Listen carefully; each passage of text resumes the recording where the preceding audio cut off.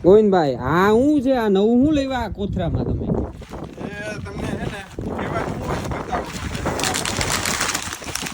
ઓ એલા આ તો ઓલા હું કે બીલા છે બીલા અને એમ કહેવાય બિલવા ફળ શુદ્ધ ભાષામાં હા સમજાઈ ગયું હા તમને ખબર છે આપણે તો પ્રાકૃતિક ખાતર બનાવતા જ રહેતા હોઈએ અલગ અલગ વસ્તુ હા તો મારા ખેતરમાં મેં જમીનનું ટેસ્ટિંગ કરાયું તો ફોસ્ફરસની થોડીક ઉણપ છે મતલબ ઓછું છે પ્રમાણ તો આ વસ્તુમાંથી આપણે ફોસ્ફરસ બનાવશું આવી તો પાછી ઘરની નવી વસ્તુ કહેવાય કે આ તમે બિલામાંથી પાછું ફોસ્ફરસ હવે આ યુટ્યુબ ને આ બધી છે ને એ બધી વસ્તુ છે ને જ્ઞાનનો ખજાનો છે. હા ઈ તો 100% તમે ખબર છે એમ સહેલી રીતે કઈ રીતે વસ્તુ બનાવીને એની આપણે શોધમાં રહીએ છીએ. ઓકે આ વસ્તુ એકદમ સહેલી લાગી કે જેમાંથી ફોસ્ફરસ બનશે અને એ આપણે ખેતરમાં આપશું એટલે ફોસ્ફરસ શું હોય મૂળિયા ફ્રૂટિંગ ફ્લાવરિંગ એ દરેક સ્ટેજે ફોસ્ફરસ છે એ બાગાયતીમાં અથવા કોઈ બી આપણે ખેતી કરતા હોય એમાં કામ આવે છે તો આપણે આનો સ્પેશિયલ યશભાઈ સાથે વિડીયો બનાવશું ફોસ્ફરસ બનાવશું. ચોક્કસ હવે તમે